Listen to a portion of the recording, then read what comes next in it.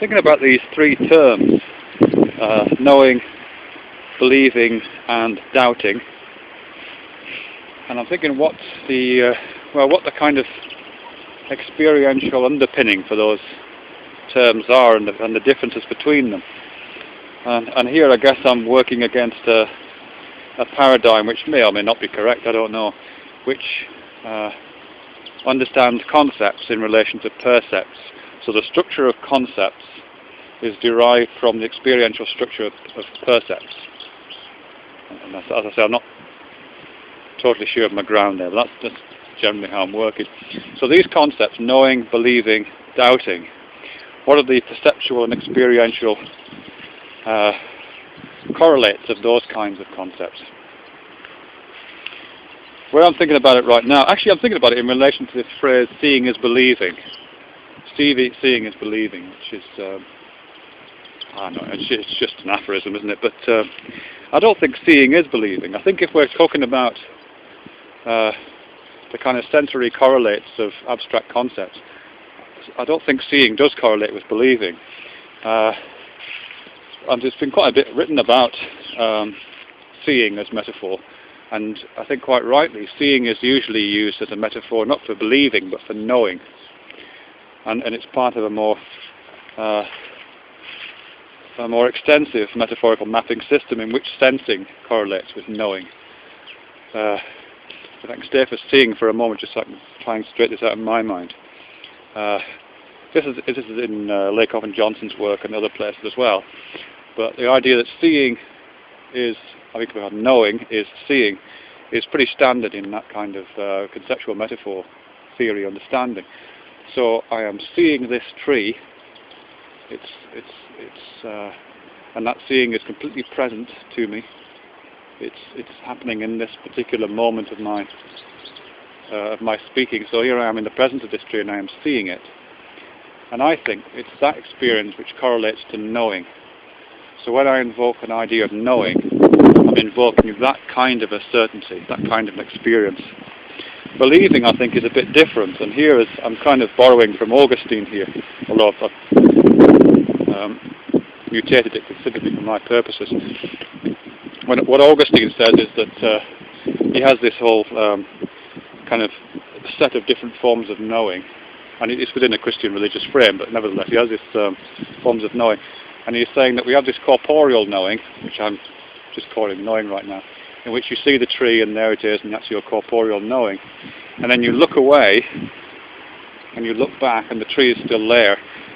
Augustine calls that intellectual knowing, he calls it spiritual knowing, which is a really interesting use of the term. But for me, that's looking away from the tree, looking back, looking away, looking back, in which the tree is always present. Every little experiment that I carry out to see if the tree is still there is confirmed, that hypothesis is supported, the tree is still there. I mean, that seems to me to be underpin belief. I'm not looking at that tree right now. It exists in my mind, in Augustine's terms, as a spiritual piece of spiritual knowledge. I wouldn't think of it in those terms, but it's existing. It's existing in me as a belief. I believe the tree is still over there. It is still there. So I would say that it isn't that seeing isn't believing, seeing is knowing. It's having seen and repeated seeing, and having that repeated seeing confirmed by these kind of informal experiments that constitutes believing. Doubting, I think, is interesting. And I'm just wondering what that would constitute.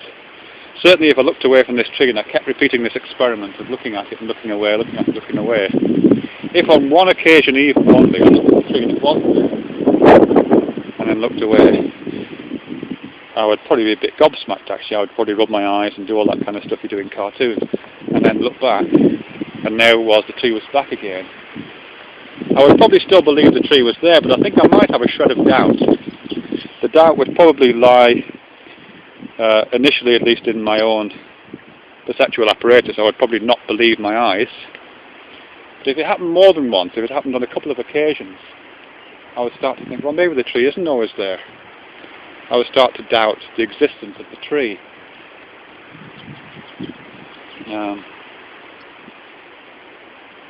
Yeah, something like that. I think I would start to doubt that.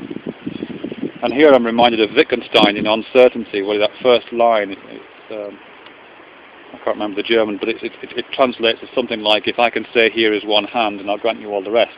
And he talks about his own hand, looking at his own hand, and he's certain, has belief, that his hand is there. And what he says there is not that he carries out these experiments where he keeps looking at his hand. He says that grounds for doubt are lacking. There's never been an occasion where he looks to the place where he thinks his hand should be, and it's not there. So there's no grounds for doubting that the existence of his hand. And because of that, he grants us all the rest. He assumes the existence of other things and allows other kinds of certainties to follow from that. I don't really know where I'm going with that thought or why I'm thinking of it particularly. I think it's part of, just to sort of cut back to what I said at the beginning about seeing being only one of the representative senses that we use as a metaphors for knowing. There are others, of course, and I suspect that to the extent that a physical object appears in a number of senses simultaneously, I'm standing in this field looking at these trees. There's quite a strong wind blowing right now. So I'm also hearing the leaves blowing. And that, I guess, is giving me additional confirmation. When I turn away from a particular tree, the wind continues to blow and I can still see the leaves rustle. So grounds for doubting are reduced. My belief is enhanced. There's more reason to believe that the tree continues to exist when I'm not looking at it, because I can hear it. So it's appearing in more than one sense simultaneously.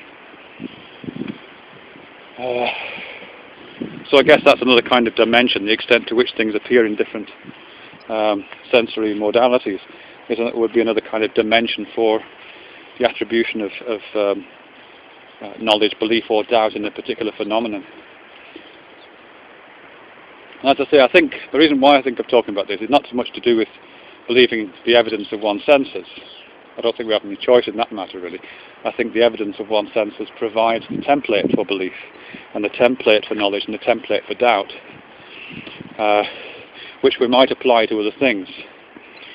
We might apply to abstract concepts. So abstract concepts like religious concepts, for example, which I have a great deal of doubt about. I imagine some people keep looking at God and he's still there, keep looking at God and he's still there. So reasons for doubt are lacking. Personally, I think they're deluded. I think they're looking. I don't know what's happening there, but I think there's something wrong there. They're not looking with critical enough eyes, I would say. But also in scientific terms, the whole purpose of the scientific, one of the purposes of the scientific endeavour at least, is to keep looking back. Is to keep turning your eyes away and keep looking back, metaphorically speaking, and getting other people to look in the same direction as you, and confirm not just the evidence of your own senses, your own abstract abilities to gain knowledge of something by observing its persistence through repeated trials, but comparing that to other people's experience metaphorically. So someone else carrying out the same experiment, looking away and looking back, also produces the same stabilities. So evidence for doubt in scientific findings is reduced. And also, of course, setting up the conditions where doubt can function. There is no point in turning away from the tree and then just believing in it. You have to keep looking back to make sure that evidence for doubt is lacking. And that's what science does by peer review, by all of those processes, the kind of whole interpersonal, institutional, structural processes by which science is verified and falsified. Is that kind of institutional process of looking at something, looking away and keeping looking back from different places at different times with different sets of eyes.